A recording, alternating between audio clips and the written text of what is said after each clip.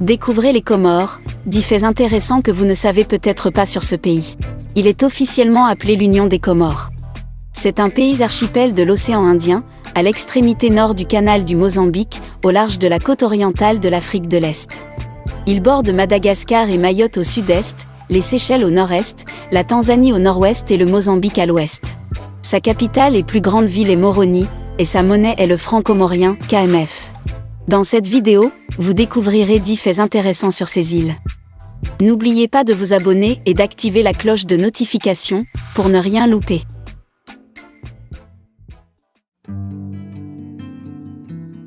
Numéro 10, Moroni, la capitale des Comores.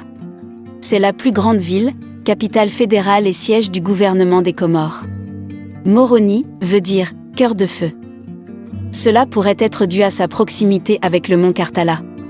Moroni est également dérivé de « Mroni », qui signifie « au bord de la rivière » en langue Chingazidja, qui est la seule langue parlée sur l'île de la Grande Comore. Moroni a une vieille ville arabe, ressemblant à l'architecture arabe de Zanzibar. Elle est située à l'extrémité sud de la Grande Comore, avec une population de 50 000 personnes. Les commerçants arabes l'ont trouvée vers l'an 10 après Jésus-Christ. Moroni est une ville portuaire, avec un petit port. Les principales exportations qui y sont traitées sont le café, la vanille, le cacao et les huiles essentielles utilisées dans la parfumerie. Numéro 9, Drapeau des Comores. Le drapeau du pays a 4 bandes et 4 étoiles représentant ces 4 îles comme suit. Jaune, pour Moélie. Bleu, pour la Grande Comore. Rouge, pour Anjouan. Blanc, pour Mayotte. Le drapeau a été conçu par une héraldiste française appelée Suzanne Gauthier en 1963, alors que les Comores étaient encore un territoire français. Le drapeau a un rapport largeur et longueur, de 2 à 3. Le drapeau moderne a été adopté en 2002. Il incorpore les rayures et un triangle vert, avec un croissant blanc et 4 étoiles des drapeaux précédents, dans un triangle. La couleur verte et le croissant représentent l'islam. 93,8% de la population des Comores est musulmane. Numéro 8, mariage pas si somptueux et somptueux.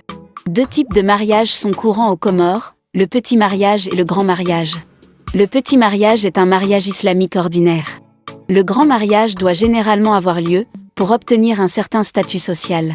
Il s'agit souvent d'une semaine ou 2 de célébration, entre les mois de juillet et septembre. Les préparatifs peuvent cependant prendre environ 6 mois ou jusqu'à 10 ans.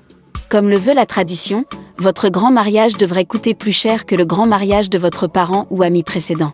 Cela peut coûter jusqu'à 20 000 €. Les Comoriens économisent donc sur la durée, et dépensent sans compter. Pendant la période du mariage, les familles progressent à travers un éventail de processions, de musique live, de repas et de danses complexes bien chorégraphiés. Chaque ville, île et région des Comores organise le grand mariage un peu différemment. Cependant, c'est une garantie qu'il y aura une tapisserie riche et ornée de rituels symboliques, évoquant divers éléments de l'île. Dans l'île principale des Comores, un homme qui n'a pas eu de grand mariage est exclu du pouvoir politique et de la prise de décision locale.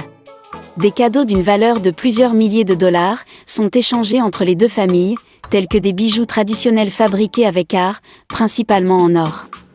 La mariée reçoit tellement de bijoux de la famille du marié, lui facilitant un certain niveau d'indépendance financière. Le soir du mariage, le marié vêtu de la tenue traditionnelle, avec une épée et un voile couvrant son visage, le marié est porté par 4 porteurs dans un trône décoré de lumières colorées, jusqu'à la maison de la mariée où il emménagera. Les Comores ont un régime matrilocal de résidence. Il est accompagné de tambours et d'un cortège d'amis et de familles. Quelques autres rituels sont effectués, avant que le couple ne partage enfin un baiser. Il faut aussi noter que vous ne pouvez pas vous asseoir au premier rang de la mosquée, ou porter certains vêtements, si vous ne pouvez pas vous permettre un grand mariage aux Comores. Numéro 7, langues officielles des Comores. Le comorien, plus un dialecte swahili, est la langue maternelle dominante. Sous forme écrite, elle est transcrite en arabe qui est la 2e langue maternelle.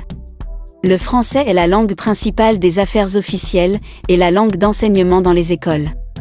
Étonnamment, moins de la moitié de la population parle français. Il est principalement parlé dans les zones urbaines et parmi l'élite éduquée.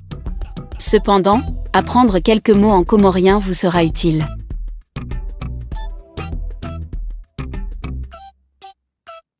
Numéro 6. Musique et danse des Comores.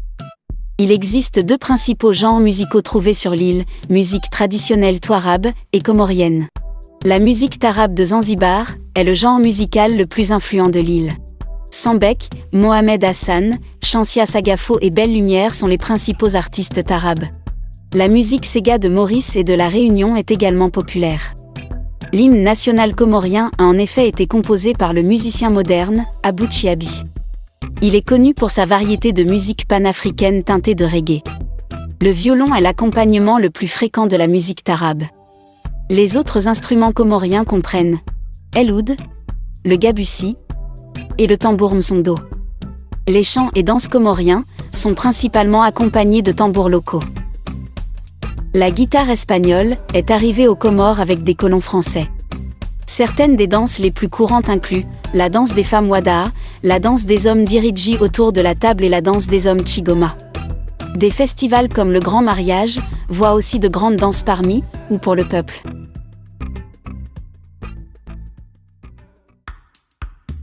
Numéro 5. Une cuisine qui met l'eau à la bouche. La cuisine comorienne est fortement influencée par les influences arabes et françaises. C'est une fusion de classiques européens, avec une touche du Moyen-Orient ou d'Afrique de l'Est. Les sauces sont généralement épicées avec de la cardamome, de la cannelle, des clous de girofle, de la muscade et parfois de la vanille versée sur des plats de riz. Le lait de coco est un ingrédient important, ainsi qu'une boisson. Les aliments traditionnels africains tels que le manioc, le plantain et les bananes sont également appréciés. Un repas typique comorien comprendra de la viande, du poisson, de la chèvre ou du bœuf. Les fruits de mer tels que la morue, le homard et le crabe sont également appréciés. Vous pouvez essayer les repas suivants. Ladou, boulettes de riz moulu sucré et épicé.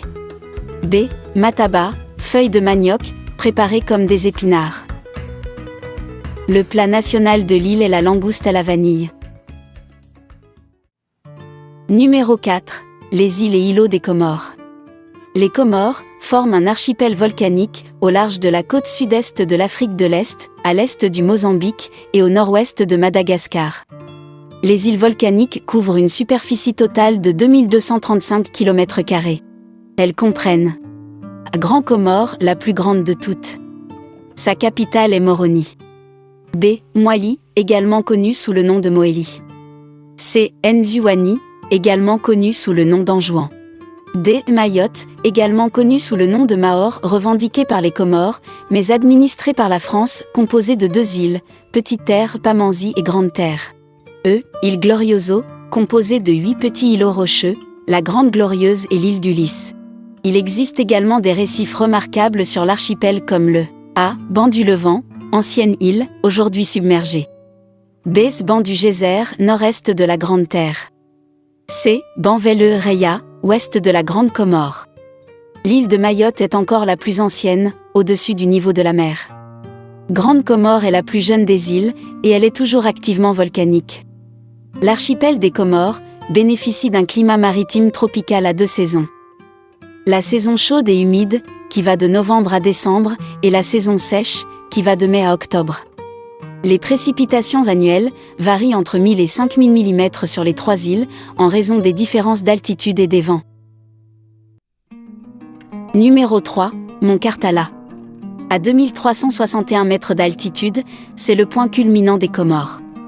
C'est un volcan actif situé à l'extrémité sud de la Grande Comore et a connu 20 éruptions depuis le 19e siècle. La dernière éruption a eu lieu en 2007. Il est décrit comme un volcan bouclier basaltique, aux larges pentes douces.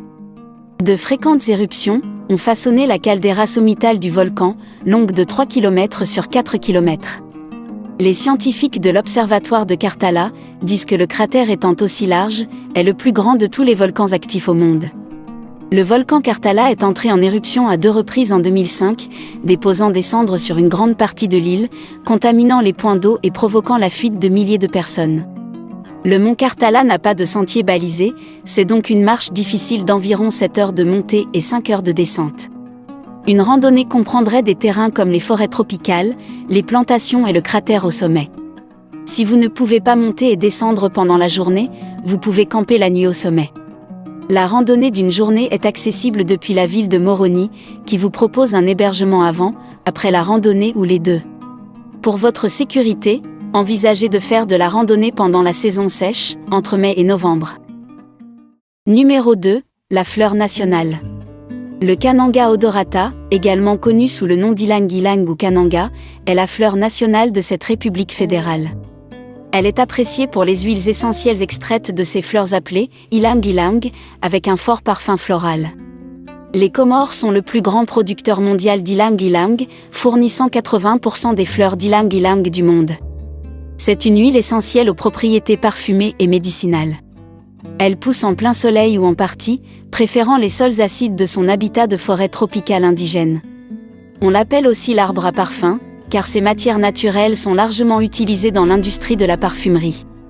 Grâce à la recherche, il a été découvert qu'elle était utilisée pour réduire la dépression, abaisser la tension artérielle, réduire l'anxiété, stimuler l'humeur, diminuer la fréquence cardiaque et également stimuler la production d'huile dans la peau et le cuir chevelu. Son odeur peut être décrite comme un arôme profond et riche, légèrement sucré et floral, et elle porte des caractéristiques de verdure et de terre. L'extrait d'ylang-ylang a des notes de tête de néroli et de jasmin, une facette fruitée rappelant la banane, associée à du caoutchouc acidulé et à une crème anglaise crémeuse. Numéro 1, lac salé. Le lac Niamaoui est également connu sous le nom de lac Sal. C'est un petit lac situé dans un ancien cratère volcanique sur la Grande Comore, l'île principale de l'Union des Comores. Le lac est situé dans la partie nord et est très salé. Les scientifiques pensent que le volcan Karthala a créé ce lac. Après son éruption au XVIe siècle, la ville de Niamaoui a été démolie. Cette zone était l'endroit où se trouve maintenant le lac. Le lac change de couleur tout au long de la journée. La légende raconte qu'il y a de nombreuses années, un saint homme local a fait du porte-à-porte à la recherche d'eau. Personne ne lui a donné de l'eau, et de la lave est descendue de la montagne détruisant toute la ville. On sait peu de choses sur le lac. La dernière fois que 2 Belges sont allés plonger dans le lac pour l'examiner, c'était en 1977. Ils ne sont jamais revenus. Il est donc considéré comme très dangereux mais néanmoins beau.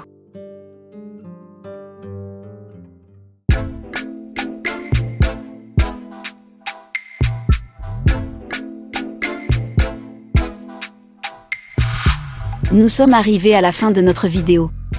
Laissez-nous un like si vous avez aimé la vidéo. À bientôt.